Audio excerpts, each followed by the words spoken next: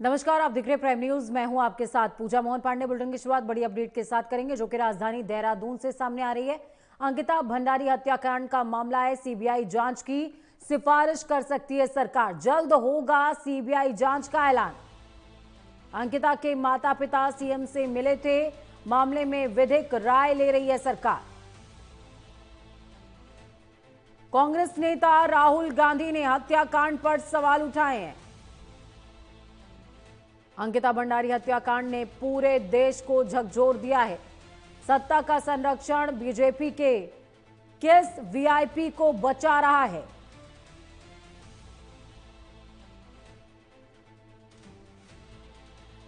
तो ये बड़ी अपडेट आपको बता रहे हैं।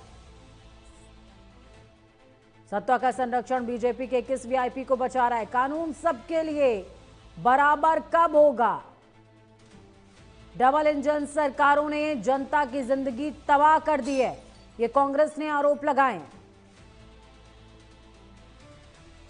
अंकिता भंडारी हत्याकांड का मामला जिसमें सीबीआई जांच की सिफारिश सरकार कर सकती है। जल्द ही सीबीआई जांच का ऐलान होने वाला है।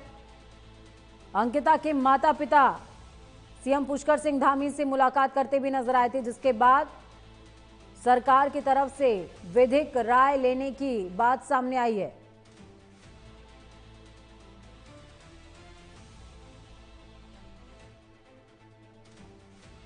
इस खबर पर ज्यादा जानकारी के लिए रजनीश दीक्षित जुड़े हुए हैं हमारे साथ में।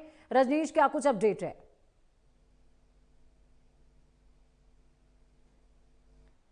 के मामले में सीबीआई जांच की पूरे प्रदेश में क्या देश में मांग हो रही है। इसी मांग के बीच में मुख्यमंत्री सिंह धामी मीडिया के सामने रूबरू होते हैं और वो कहते हैं कि उनको किसी भी प्रकार की जांच से कोई गुरेज नहीं है। अंकिता भंडारी के माता पिता जो जांच बोलेंगे राज्य सरकार को कराने के लिए तैयार है। उसके बाद 1 से 3 घंटे मुख्यमंत्री आवास के अंदर मुलाकात होती है। अंकिता भंडारी के माता पिता दोनों मुख्यमंत्री से मुलाकात करते हैं।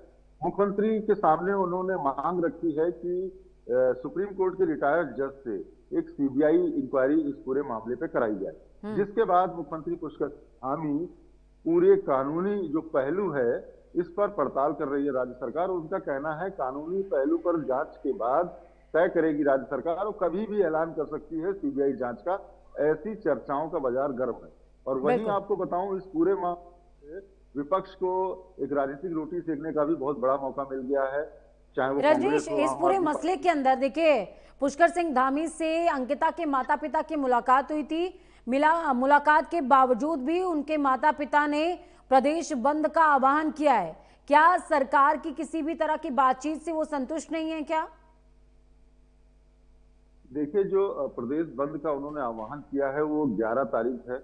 वो 11 तारीख से पहले पहले उम्मीद ये चर्चाएं गर्म है कि धामी सरकार एक्शन ले सकती है। सीबीआई जांच को लेकर कभी भी हरी झंडी दी जा सकती है। आपको बताएं, इस पूरे प्रकरण में जो वीआईपी का मामला है वो आज तक सामने नहीं आया कि किस पे एक्स्ट्रा सर्विस देने का दबाव बनाया जा रहा था। इसी बीच सुरेश राठौर जो भारतीय जनता पार्टी के पूर्व विधायक हैं, उनकी ऑडियो क्लिप और जो टीवी एक्ट्रेस है उर्मिला सनावर, उनका ऑडियो वायरल होता है। फिर सोशल मीडिया में ट्रेंडिंग हो जाती हैं। उर्मिला सनावर लगातार वो बयान देती हैं और वो कहती हैं कि वो एसआईटी के सामने ऐसे सबूत पेश करेंगी कि जिससे पूरी सरकार और कई सफेदपोश इसमें नंगे हो जाएंगे। लेकिन आपको बताएं कि अभी तक एसआईटी के सामने, पुलिस के सामने उर्मिला सनावर की जितनी भी लंबी पूछताछ हुई है उसके अंदर वो एविडेंस के तौर पर सिर्फ एक ऑडियो क्लिप दे पाई है और उस ऑडियो क्लिप को फोरेंसिक जांच के लिए भेजा। इसके अलावा अभी तक कोई ऐसे ठोस या कोई ऐसा एविडेंस नहीं उन्होंने रखा है पुलिस या एसआईटी के सामने जिसपे बवाल मच जाए, जैसा कि वो बवाल अपनी सोशल मीडिया पर पोस्ट वायरल करके मचा रही थी। तो अब इसमें देखना दिलचस्प दिशा जो है सीबीआई जांच का सबकी निगाहें उसी पे लगी हुई हैं कि राज्य सरकार क्या कुछ फैसला लेती है। क्योंकि विपक्ष लगातार हमलावर है और अन्य संस्थाएं जिसमें एनजीओ भी शामिल हैं, कई सामाजिक संगठन हैं, वो भी अंकिता भंडारी को न्याय दिलाने के लिए सड़कों पर उतर चुके हैं। तो इस समय पूरे प्रदेश का जो माहौल है पूजा, वो यही है कि अंकिता भंडारी मामले पर न्याय होना चाहिए, सीबीआई जांच होनी चाहिए। एसआईटी और धामी सरकार लगातार डैमेज कंट्रोल का भी प्रयास कर रही है कि किसी तरीके से ये डैमेज कंट्रोल हो। तो उसको लेकर उन्होंने एक पैरामेडिकल कॉलेज का नाम भी स्वर्गीय अंकिता भंडारी के नाम पे भी कर दिया। जो 3 साल बाद घटना की ऐसा किया गया है। तो जाहिर सी बात है राज्य सरकार भी दबाव में है। जिस तरीके का पूरा उत्तराखंड में माहौल बना हुआ है, उधर राहुल गांधी ने भी ट्वीट कर दिया है। और आपको बताएं कि गणेश गोदियाल जो कांग्रेस के प्रदेश अध्यक्ष हैं, उन्होंने सीबीआई जांच की मांग दिल्ली से की थी। उसके बाद पूरे प्रदेश में जो 13 जनपद हैं सभी जगह पर प्रोटेस्ट किए जा रहे हैं। तो ये माहौल पूरी तरीके से गंभीर बना हुआ है। मुख्यमंत्री को भी मीडिया के सामने आना पड़ा। उन्होंने कहा कि वो हर एक प्रयास कर रहे हैं। अंकिता भंडारी से उनकी संवेदनाएं हैं। वो पहाड़ की बेटी को न्याय मिलना चाहिए। जो 3 आरोपी है उनको आजीवन कारावास की सजा में वो जेल में बंद है। लेकिन जो वीआईपी का जब जब सवाल आता है तब तक वो इन्वेस्टिगेशन की बात होने लगती है। और इसीलिए सीबीआई जांच की मांग हो रही है कि जब तक वीआईपी जो अंकिता भंडारी ने अपने फ्रेंड को चैटिंग में बताया था कि उस पर एक्स्ट्रा सर्विस देने का दबाव बनाया जा रहा है, और कोई हाई प्रोफाइल वीआईपी है, तो वो वीआईपी कौन है ना आज तक एसआईटी बता पाई, ना कोई बता पाया। और ये यक्ष प्रश्न आज भी वैसे ही बना हुआ है। पूजा, बिल्कुल रजनीश, आप हमारे साथ में बने रहिए, आगामी खबरों पर आपकी जरूरत होगी। तो इस बीच आपको बता रहे हैं नैनीताल से बड़ी खबर है, जहां पर इन्फ्लुएंसर ज्योति को 14 दिनों की जेल हो गई है। बड़बोलापन ज्योति अधिकारी पर भारी पड़ गया है। एसीजेएम कोर्ट ने न्यायिक हिरासत में भेजा है जेल। खुलेआम दराती लहराने पर कल अरेस्ट हुई थी ज्योति। महिलाओं को ज्योति ने नाचने वाली कहा और लोक देवताओं को फर्जी कहा था। आपको बता दें, गोलजू देवता हो या फिर धारी देवी, हर देवी देवता से विशेष आस्था पहाड़ की जुड़ी हुई है। और ऐसे में ज्योति जो कि एक इन्फ्लुएंसर हैं, इन्होंने महिलाओं को नाचने वाली और साथ में लोक देवताओं पर भी प्रश्न चिन्ह लगाया और फर्जी करार दिया, जिसके बाद पहाड़ के सम्मान पर और भावनाओं पर आहत हुआ है। रजनीश लगातार जुड़े हुए हैं हमारे साथ में। रजनीश, क्या कुछ अपडेट है, आ गई है, क्या कुछ कार्रवाई हो सकती है? देखिए पूजा, मैं आपको बताऊं जिस तरीके से सोशल मीडिया इन्फ्लुएंसर ज्योति हैं, इन्होंने खुलेपन में एक और जहां महिलाओं पर अभद्र टिप्पणी की, तो वहीं पर कुमाऊं के जो देवी देवता हैं उन पर भी अस्तित्व पर सवालिया निशान खड़ा किया। ये सस्ती लोकप्रियता बटोरने का जो इनका साधन था वो इन्हीं पे भारी पड़ गया है। और जिसकी वानगी देखने को मिली कि हल्द्वानी पुलिस ने इनको कल गिरफ्तार किया, एसीजेएम कोर्ट में पेश किया गया, जहां से इनको 14 दिन की न्यायिक अभिरक्षा मतलब हिरासत में जेल भेज दिया गया। तो कुल मिलाकर ये बड़बोलापन, सस्ती लोकप्रियता बटोरने के लिए सोशल मीडिया पर कोई भी कमेंट कर देना, ये भारी पड़ा है ज्योति को, जिसकी वजह से इनको 14 दिन जेल की हवा खानी पड़ेगी। आपको बताएं कि लोगों की भावनाएं काफी आहत हुई थी। एक और जहां महिला वर्ग में नाराजगी थी ज्योति के इस कमेंट को लेकर, जिस तरीके से उन्होंने कुमाऊं की महिलाओं को नाचने वाली बताया, इसके अलावा जो स्थानीय देवी देवता हैं उनके अस्तित्व पर भी सवाल खड़ा किया, तो लोगों की आस्था को सीधे सीधे आघात पहुंचा है। और जिस आघात की वजह से जब पुलिस से शिकायत की गई, पुलिस ने इनकी अरेस्टिंग की है और इनको जेल भेजा जा चुका है। आपको बताएं आगे की जो विधिक कार्रवाई है वो कोर्ट को निर्णय लेना है कि आखिर 14 दिन की न्यायिक हिरासत के दरमियान क्या पुलिस इनको रिमांड पे लेती है और इनसे जुड़े हुए अन्य साक्ष्यों का संकलन करती है। ये अभी देखने वाली बात होगी पूजा। चलिए, बहुत शुक्रिया रजनीश हमारे साथ जुड़ने के लिए, अहम जानकारी साझा करने के लिए। तो रजनीश दीक्षित जुड़े हुए थे हमारे साथ में, जिन्होंने साफ तौर पर बताया किस तरीके से ज्योति जो कि एक इन्फ्लुएंसर थी, इन्होंने पहाड़ पर अभद्र टिप्पणी करी, अलग अलग पहलुओं पर बोलती नजर आई, जिसके बाद इनका बड़बोलापन इन्हीं पर भारी पड़ गया है। खबरों में आगे बढ़ते हैं, देहरादून से ये बड़ी अपडेट सामने आ रही है, जहां पर बांग्लादेशी महिला गिरफ्तार की गई है। अवैध रूप से रह रही थी महिला, फर्जी भारतीय दस्तावेज बनवा लिए थे, कोविड में बॉर्डर क्रॉस करके भारत आई थी। बंगाल में एक व्यक्ति से निकाह किया था, 2 साल तक पूर्व पति के साथ, माफ कीजिएगा, 2 साल पहले पति के साथ देहरादून आई थी। पति अभी दुबई में मजदूरी करता है और ये महिला यहीं रह गई।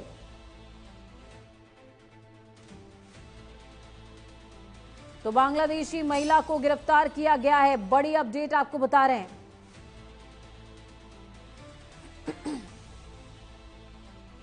अवैध रूप से रह रही थी महिला,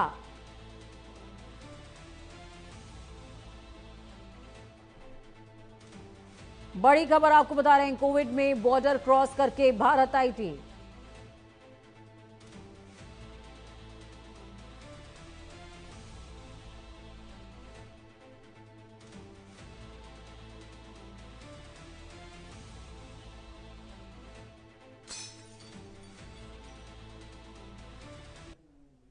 तो ये बड़ी खबर, बांग्लादेशी महिला को गिरफ्तार किया गया है।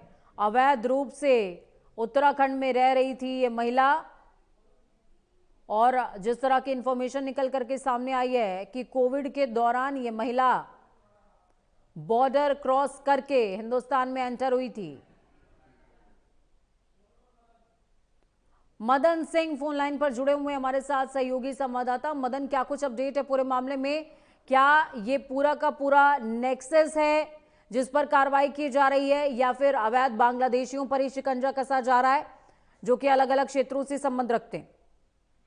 हाँ पूछा, देखिए उत्तराखंड सरकार ने जो ऑपरेशन कालनेमी चलाया उसके तहत उत्तराखंड पुलिस जगह जगह दबिशें दे रही है और तमाम जो ऐसे लोग जो संदिग्ध लोग हैं उनको पकड़ने का ये कार्य चल रहा है। हालांकि पूरे बांग्लादेश पे फोकस नहीं है, तमाम जो भी उत्तराखंड में बाहरी देशों से लोग आए हुए हैं उनकी ये छानबीन चल रही है और सैकड़ों की संख्या में लोग पकड़े भी गए थे। हालांकि जब पूरी जानकारी हुई तो कई लोगों को छोड़ दिया, लेकिन अगर मैं बात करूँ बांग्लादेश की तो बांग्लादेश के लगभग 19 लोगों को अब तक पकड़ा जा चुका है, जिसमें से 10 लोगों को जेल हो चुकी है और 9 लोगों को जो है वापस रिपोर्ट किया गया है। उसी क्रम में ये महिला सुबेदा भी पकड़ी गई है जो कि लगभग 4 वर्षों से यहाँ पर रह रही थी और यहाँ पर कई घरों में इसने कार्य किए हैं और ये प्रिया के नाम से यहाँ पर रह रही थी। कल ये पकड़ी गई है संस्कृति कॉलोनी में, वहां से इनको पकड़ा गया। इस तरीके की न्यूज पुलिस को मिली थी और तमाम धाराएं इन पे लगी है। इसके बाद इसको जेल भेज दिया गया है। तो उत्तराखंड का जो ऑपरेशन कालनेमी है निरंतर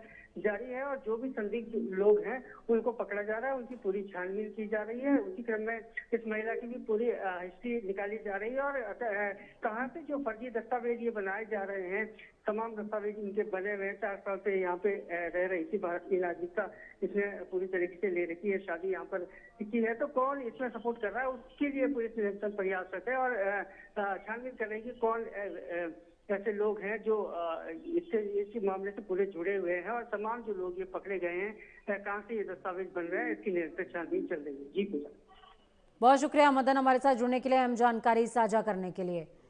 तो ये देखिए बड़ी अपडेट है, बांग्लादेशियों पर शिकंजा कसा जा रहा है और ये ऑपरेशन कालनेमी का ही पार्ट है। खबरों में आगे बढ़ते हैं, नैनीताल से ये बड़ी खबर, जस्टिस मनोज कुमार गुप्ता नए चीफ जस्टिस के तौर पर शपथ लेंगे। उत्तराखंड हाईकोर्ट के नए सीजे होंगे मनोज गुप्ता। इलाहाबाद हाईकोर्ट में वरिष्ठ जज हैं जस्टिस मनोज।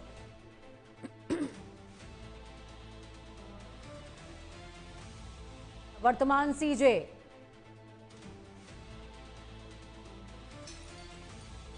तो ये बड़ी अपडेट आपके साथ साझा कर रहे हैं। नैनीताल से बड़ी खबर, जस्टिस मनोज कुमार गुप्ता जो कि प्रखर और मुखर फैसलों के लिए जाने जाते हैं, आज उत्तराखंड हाईकोर्ट के सीजे के तौर पर, चीफ जस्टिस के तौर पर शपथ लेने वाले हैं।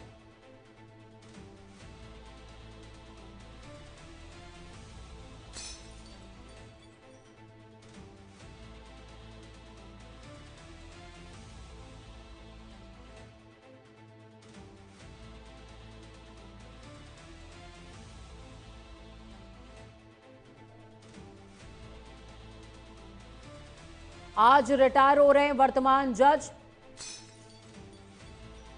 तो ये बड़ी अपडेट आपको बता रहे हैं, नैनीताल को नए चीफ जस्टिस आज मिलने जा रहे हैं, उत्तराखंड को नए चीफ जस्टिस मिलने जा रहे हैं।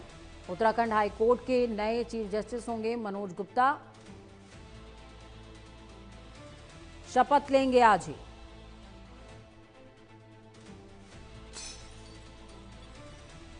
तो ये बड़ी अपडेट आपके साथ साझा कर रहे हैं।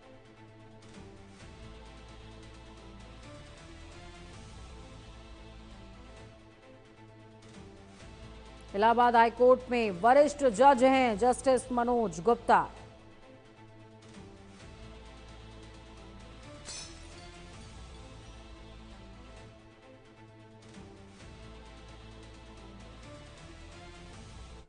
देहरादून समेत 6 जिलों में कोहरे का अलर्ट जारी किया गया है। 14 जनवरी तक बारिश बर्फबारी का अलर्ट। मैदानी इलाकों की बात करें तो कोहरे ने मुश्किलें बढ़ा दी हैं। उधम सिंह नगर, हरिद्वार, नैनीताल में अलर्ट, चंपावत और पौड़ी में घने कोहरे का अलर्ट जारी किया गया है।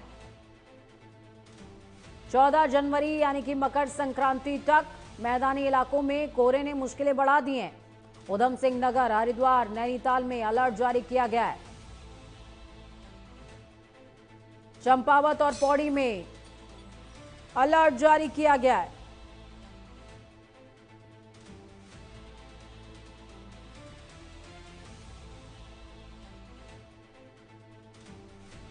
तो ये बेहद बड़ी अपडेट आपको बता रहे हैं। मैदानी इलाकों में कोहरे ने मुश्किलें बढ़ा दी हैं।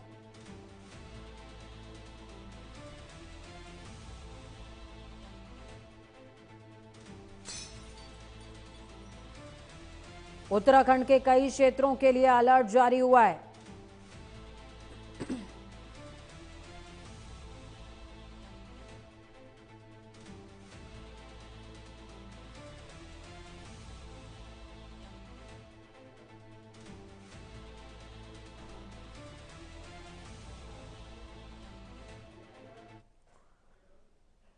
देहरादून से बड़ी खबर सामने आ रही है, जहां पर अवैध अतिक्रमण पर जिला प्रशासन का एक्शन देखने को मिला है। बुलडोजर चलाकर प्रशासन ने ध्वस्तीकरण की कार्रवाई की है। घंटा घर के पास एचएनबी कॉम्प्लेक्स में बुलडोजर चला है। एमडीए क्षेत्र में अवैध अतिक्रमण पर कार्रवाई हुई है। प्रशासन ने अतिक्रमण हटाने का नोटिस दिया था।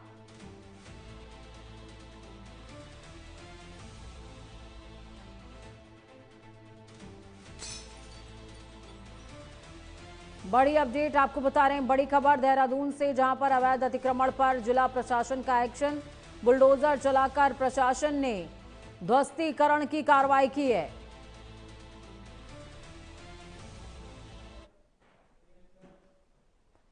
लालकुआं विधानसभा क्षेत्र के पूर्व विधायक नवीन चंद्र दुमका ने अंकिता हत्याकांड मामले में कहा कि मुख्यमंत्री पुष्कर सिंह धामी के हस्तक्षेप और अंकिता भंडारी के माता पिता से हुई मुलाकात के बाद अब मामले के शांतिपूर्ण पटाक्षेप की उम्मीद जताई जा रही है और ये उम्मीद जागी है। उन्होंने कहा कि मुख्यमंत्री ने खुद पीड़ित परिवार की भावनाओं का सम्मान करने और हुई बातचीत के आधार पर सकारात्मक निर्णय लेने का भरोसा दिया है, जिससे राज्य की जनता में विश्वास और ज्यादा मजबूत हुआ है।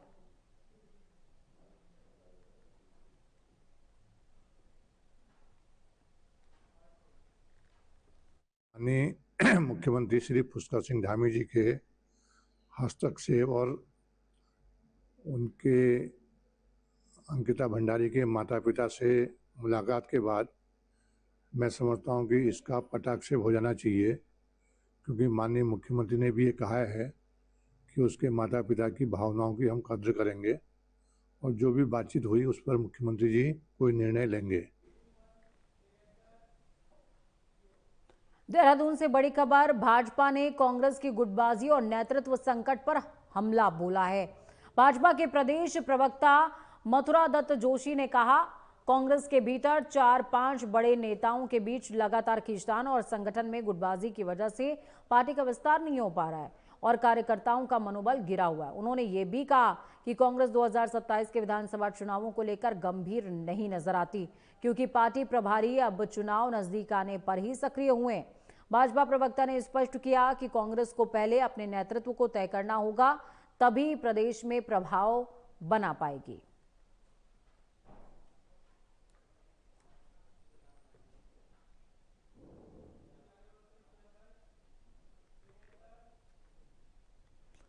तो वहीं दूसरी तरफ आज चिपको आंदोलन के प्रणेता और पद्म विभूषण सुंदरलाल बहुगुणा की जयंती है। इस मौके पर मुख्यमंत्री पुष्कर सिंह धामी ने सुंदरलाल बहुगुणा के चित्र पर पुष्प अर्पित करते हुए श्रद्धांजलि दी है। मौके पर सीएम धामी ने कहा कि प्रकृति संरक्षण के क्षेत्र में सुंदरलाल बहुगुणा की ओर से दिया गया अमूल्य योगदान हम सभी के लिए प्रेरणा स्रोत है।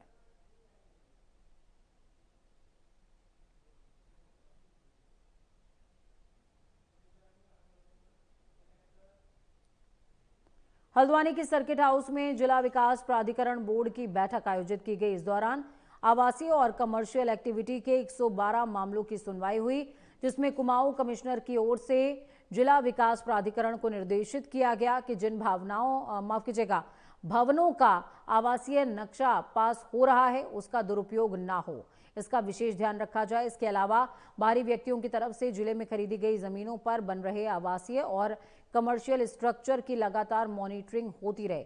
बैठक में दर्जनों की तादाद में बोर्ड की ओर से नैनीताल और साथ में अन्य क्षेत्रों की बात करें तो भीमताल क्षेत्र में आवासीय भवनों का मानचित्र स्वीकृत किया गया है।